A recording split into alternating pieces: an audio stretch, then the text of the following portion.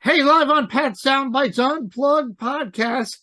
Keeping new music alive on the radio, on video. You know the drill. And I always got something new and exciting. I got a great new band. Well, I don't want to say they're new, but they're based out of LA. You might not have heard of them, but you will, as I'm going to keep blasting some of their tracks on my radio show. They're called Corvus, and I got Mr. Ryan Jones, their lead singer and songwriter, on the On Deck Circle. So you have an idea of what we're talking about. You know what I do. I love playing the video, so you get a taste of their music. And of course, I want you to go to their YouTube channel, hit the subscribe button, hit the like button, and tell everybody about this. I laugh when people say, well, rock is dead, it's nothing going on. Well, obviously, a lot of folks aren't following me because there is great new music, not only in the States. You free follow me in the UK, all over the world. So, time for a little. This is actually their second single off of their album Lucida, and it's called Romantic Traffic. Take a look at this and crank it up.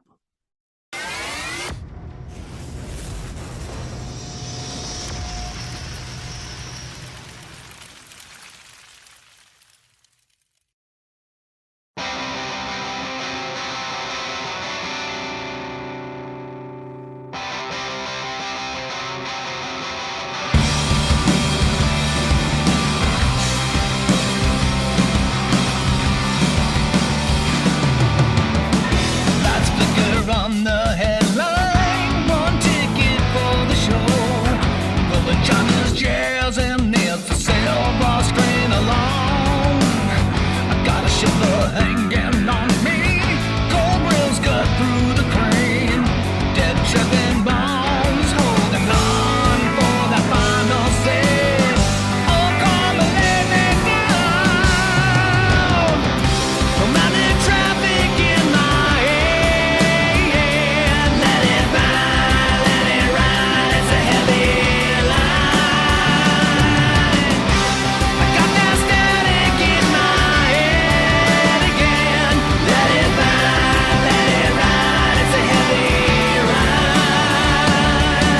ride. Back, our man, Mr. Ryan Jones. Come join us, brother Ryan.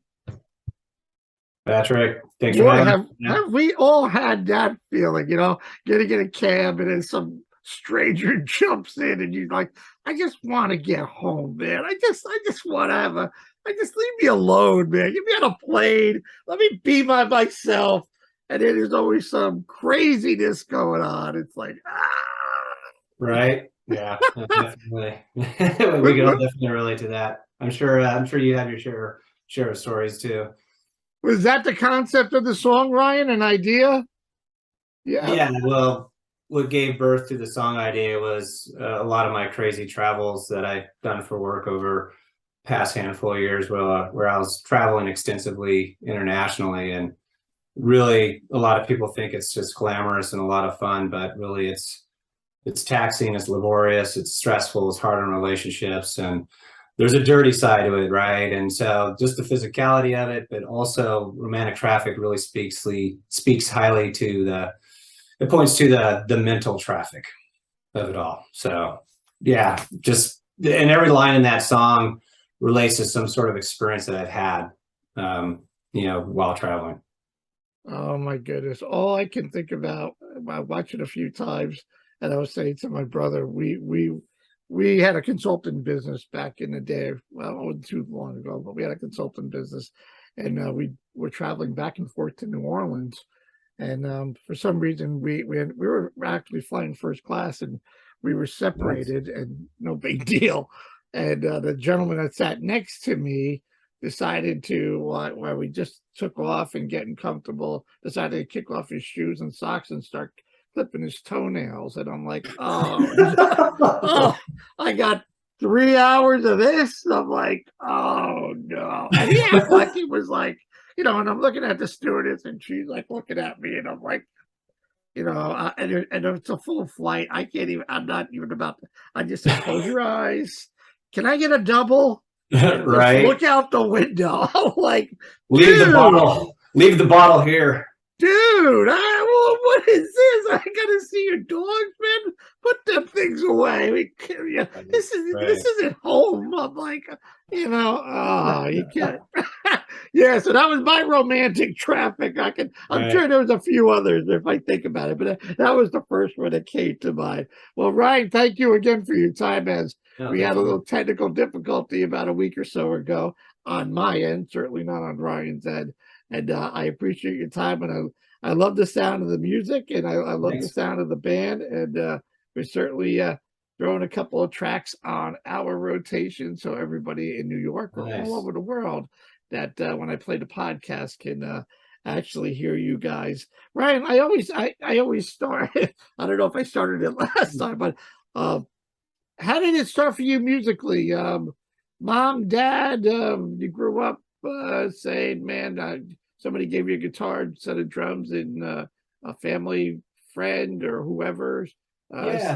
Well, I guess music kind of runs in our families to a certain extent. My mom is a classically trained opera singer, and she did it at a younger age. She didn't really pursue it, but she was definitely one of those that was out of LA doing I guess plays or anything like that. And yeah, she used to tell me about how she would hit some notes that would literally rattle her fillings in her teeth. Kind of funny. Her range.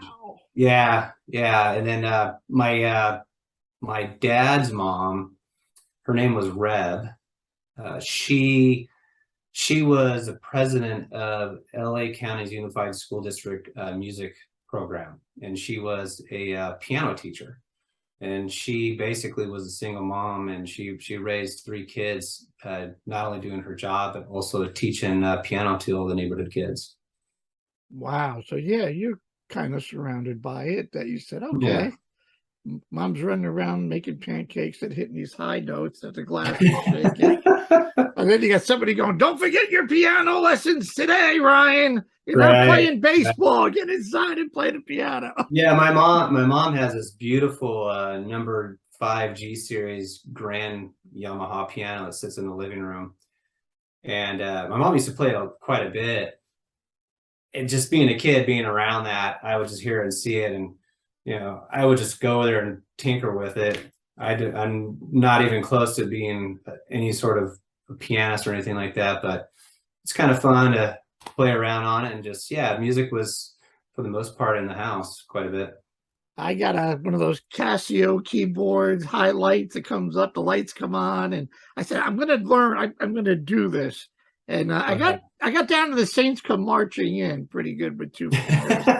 And then I actually took a class at like one of our local high schools. It was like a group class, and the lady was like nonstop, like she was on coke or something. She's like, okay, you got that, now let's move to the next one. And I'm like, what the hell just happened here? So yeah, I would love to learn, but I would definitely need somebody that like I'm a dinosaur. Did you find you got anything out of like the lessons? I mean, some teachers are at some point, they just, I don't know, they just kind of go through the motions, whatever. I think just anything in life, you got to have a good coach, a good teacher, whatever it is, that makes a huge difference. You know what I mean? Yeah, well, she certainly was not.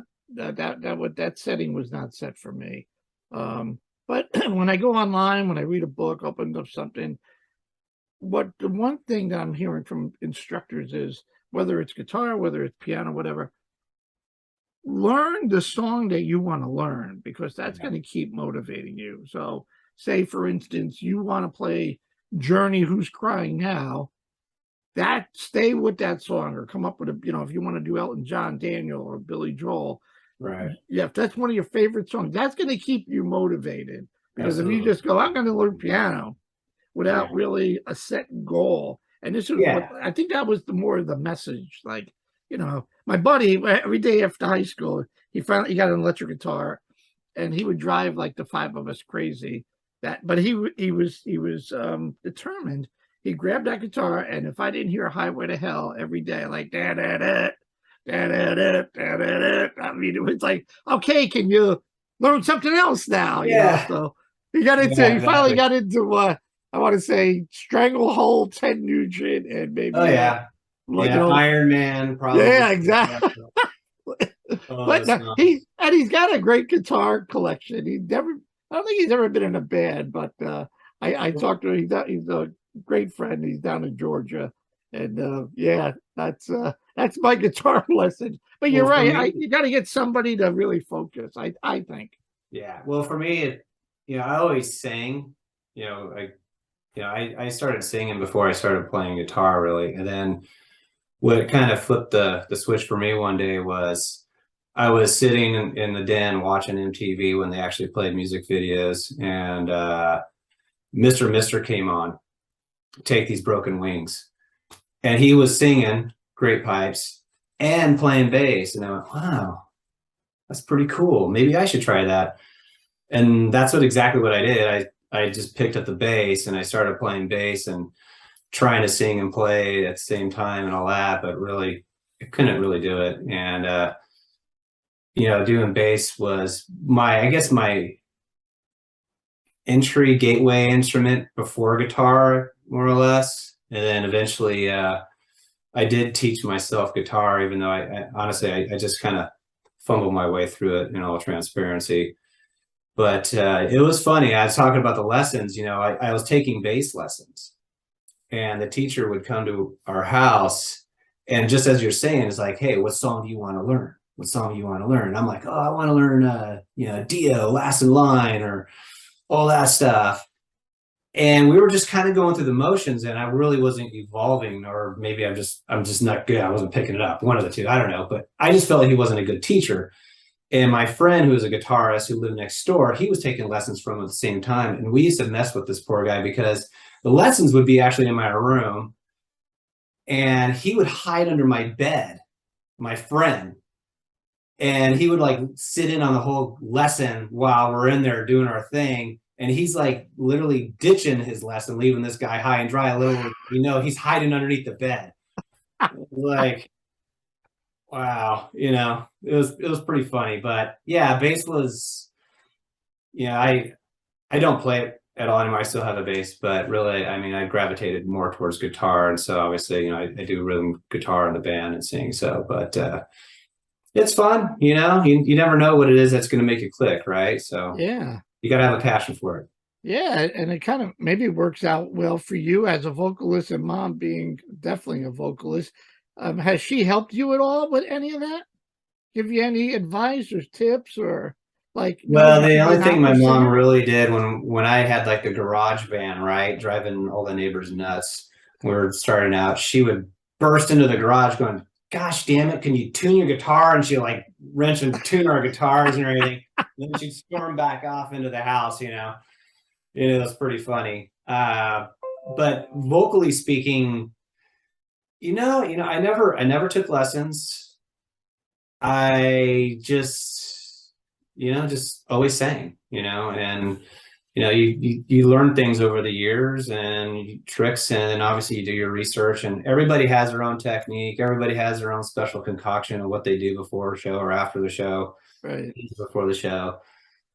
It's different for everybody. That I think the human voice is one of the most complicated and most sensitive instruments there are. You just don't know. You're going to show up one day. It's like, is it going to work or is it not going to work? And we do our best to prep it, but it's really, sometimes you get pretty nervous about it, right?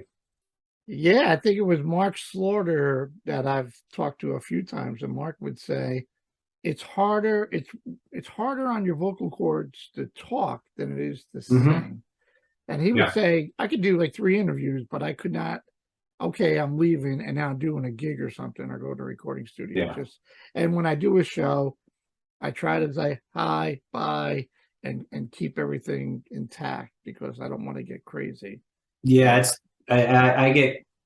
I try to isolate myself on day of shows to a certain extent. I don't want to be hanging out inside talking to everybody.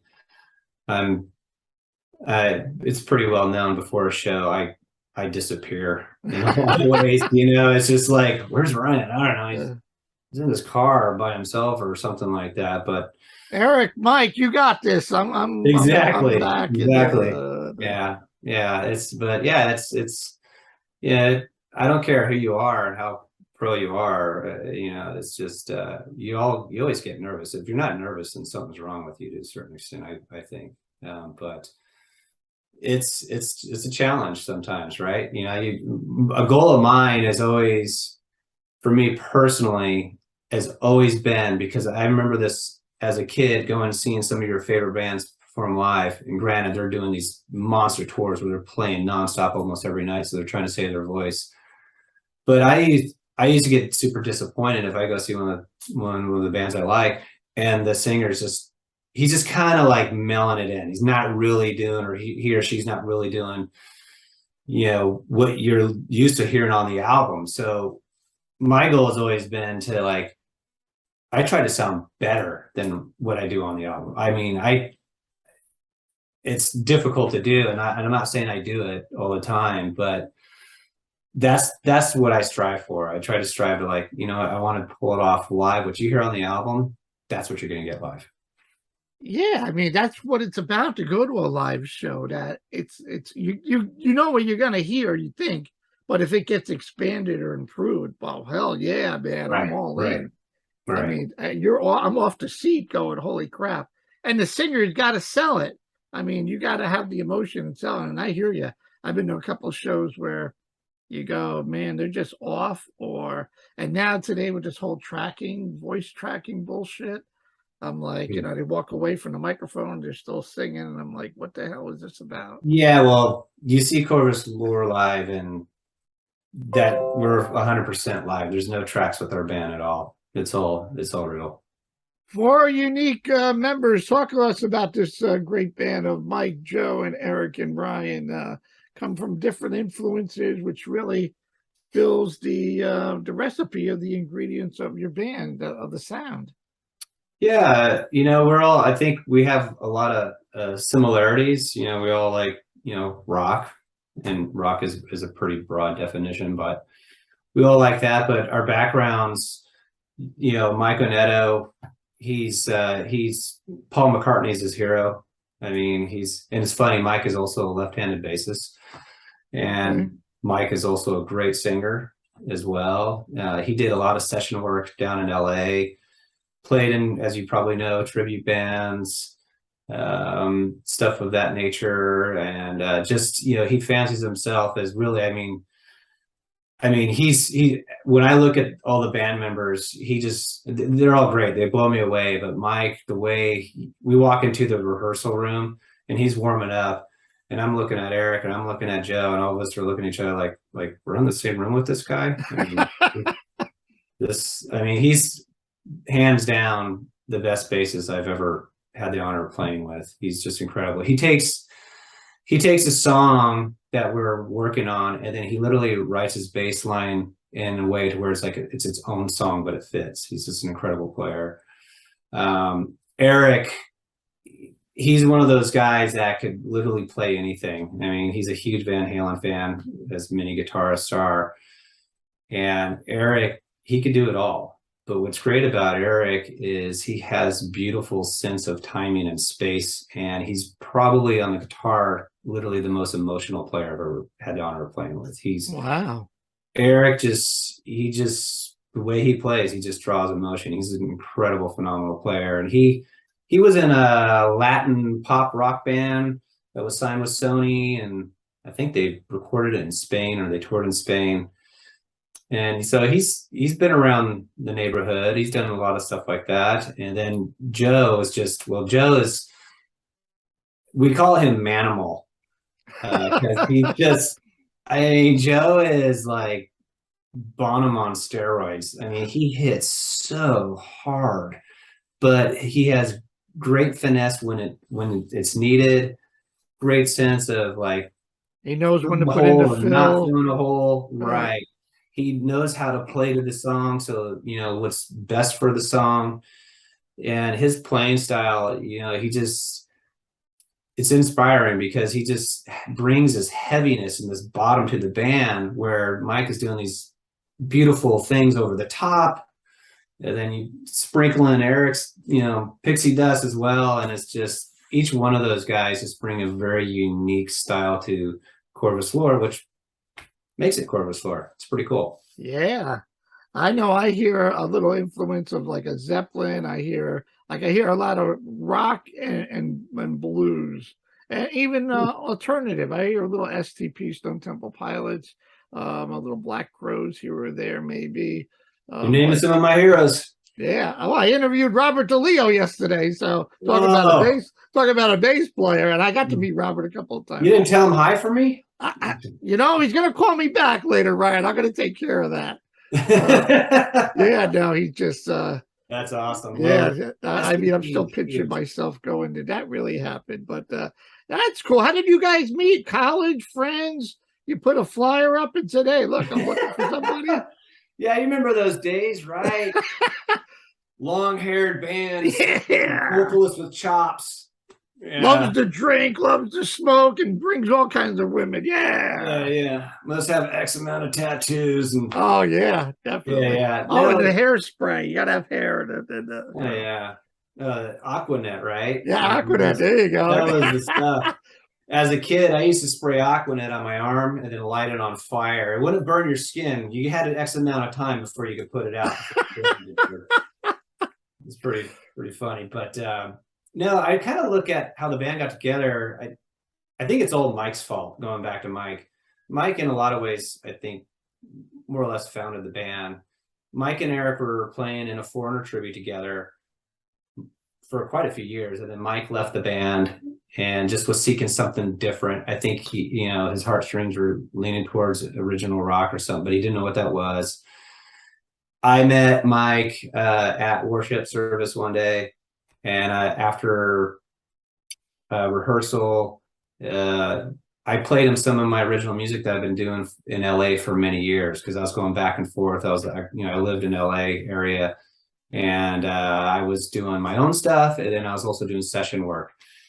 And I played a lot of my tracks, and he was just like, wow, this is really cool stuff. And then obviously having connected to Eric, he talked to Eric about it.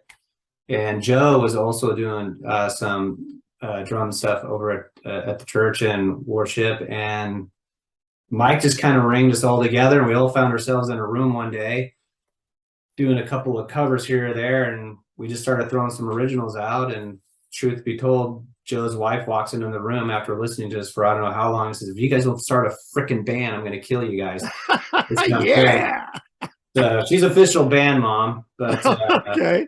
Yeah, so that's kind of how we got together, really. Not super exciting. It wasn't at a bar over, fighting over women or anything like that. But no, but the key here is if, she comes out and confirms it, you had to know that, hey, man, there's chemistry here. There's something here. By the time you walked out the door going, holy crap, man, they took some of my babies of your songs and they blossomed right in front of you with a little here or there. Yeah. No, it was pretty fun. We still talk about it till this day. Yeah, we took her seriously because we didn't want to get in trouble. So we said, okay, we better start a band. No, cool. I read here, I know you love to write songs, and they get you motivated and move you. What part of the song does that? Where does that inspiration come from that you say, hey man, I just love doing what this is all about, to be able to express thoughts and everything and put it musically? Music, in my opinion, is the ultimate form of expression, right? No doubt. And I think when you kind of look back at it, take a movie, right? A movie's, you're sitting there watching the movie on the big screen. That movie's nothing without music. It's absolutely nothing without music, right? And music brings so much theatrical imagery to at least me. I used to drive around Simi Valley listening to Mozart because I love just the story that would unravel in my head by listening to the music. I could see all kinds of things. And so when it came to writing music, I always wanted to write in a way where I could try to replicate that visual piece. And I want the songs to be something to where it's interpreted to each person maybe in a different way. What it means to me might mean something totally different to you.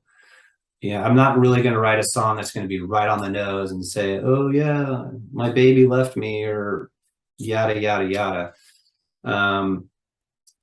The songs all come from a personal place, and the challenge there is like I'm telling my story about something personal and intimate in my life, or something that's really meaningful to me or experience, whatever it may be, but writing it in a way and crafting it in a way to where it's like, just like I said, it means something totally different to someone else.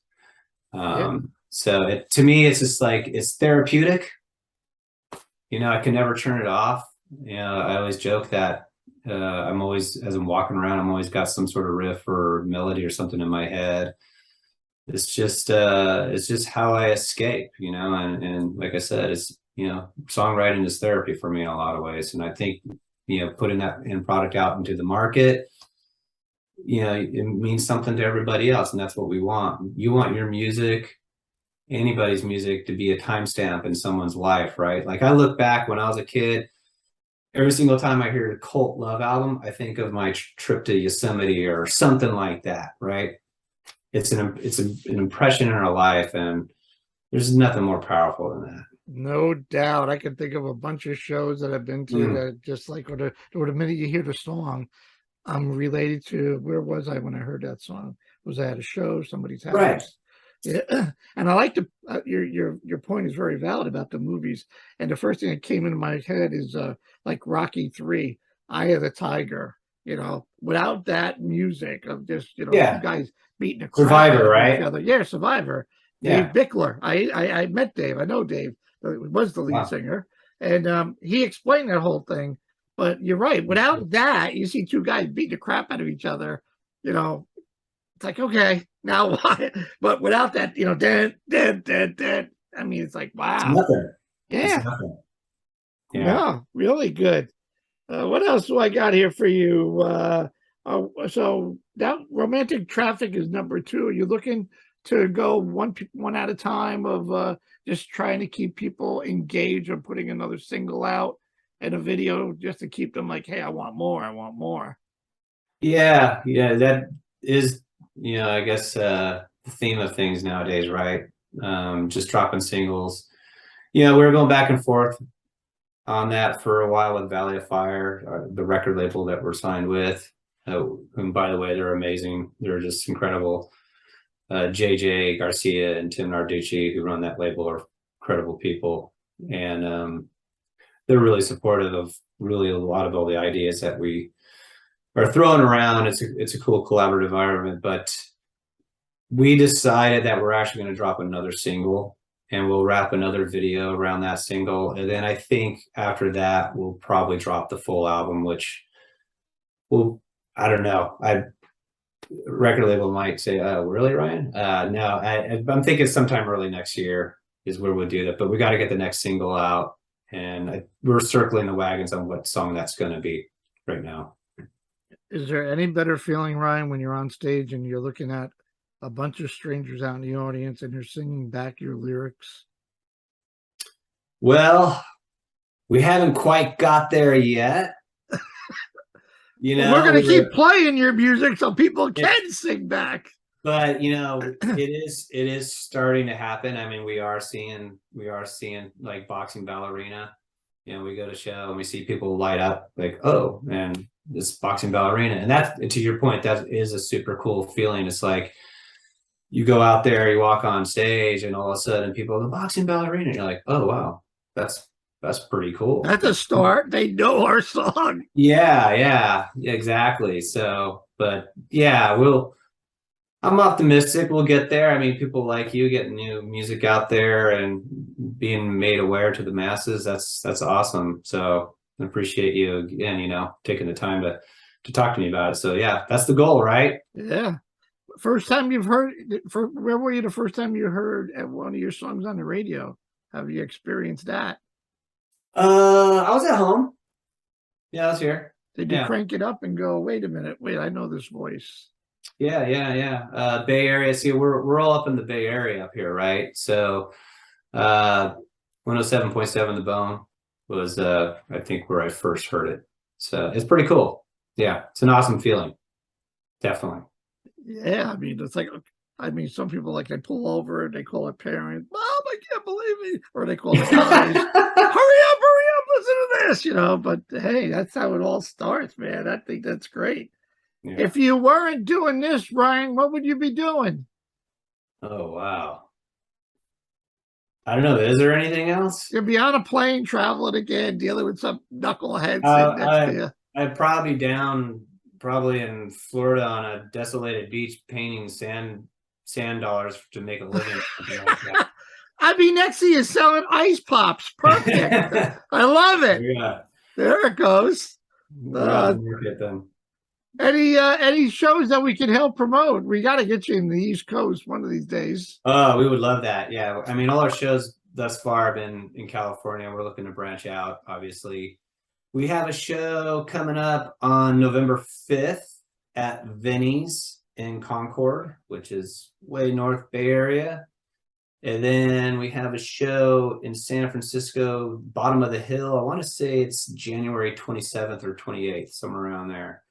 So those are the next upcoming shows. And then we are going to be doing November 6th. We're going to be filming an acoustic special for Soundwaves TV. So we got a couple of things going on there. So that's the latest there. Nice.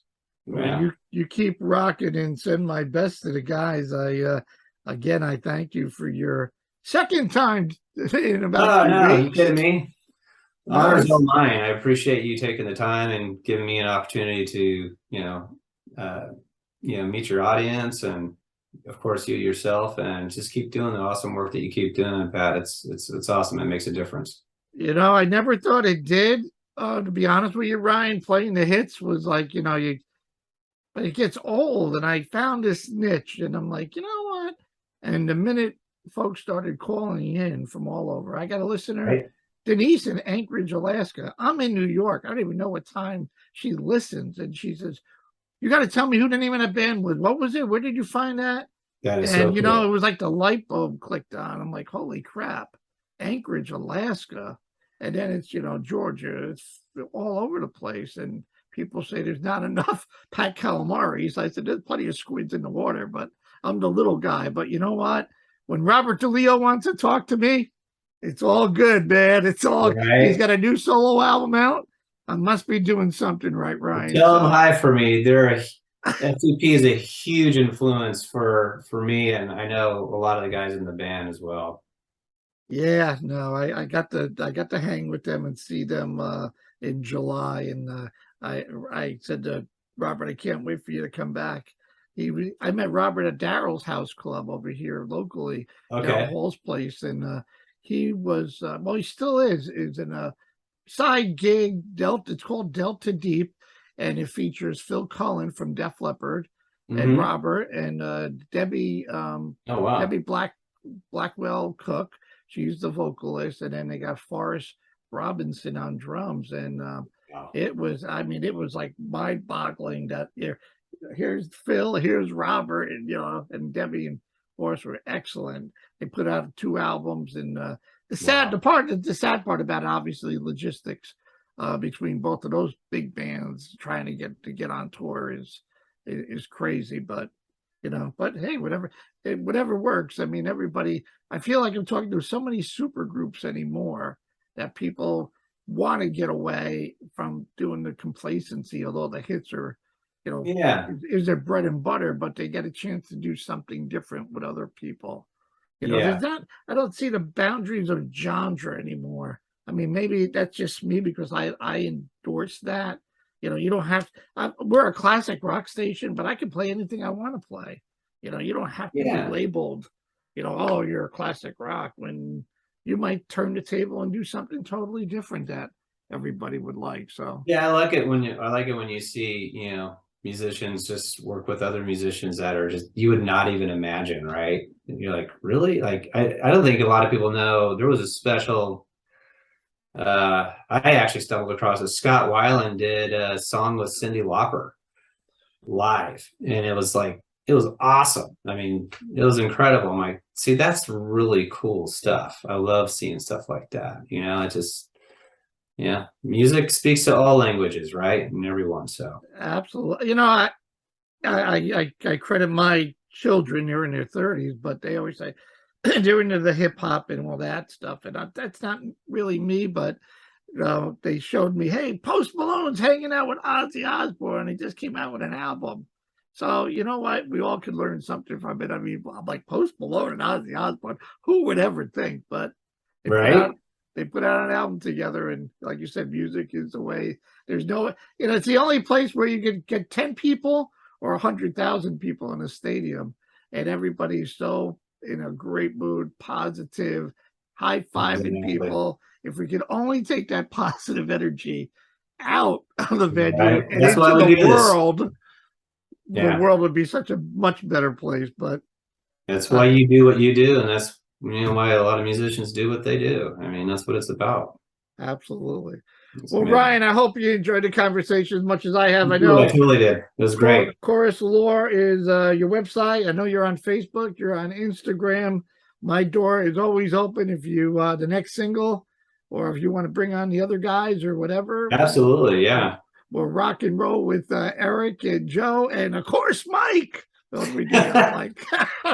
Right on. Well, Patrick, again, thank you so much. I really appreciate your hospitality and the time. Enjoy the conversation, and yeah, definitely love to be back sometime. Absolutely. Well, there you go. It doesn't get any better than this, rocking new music with Mr. Ryan Jones of Corvus Lore.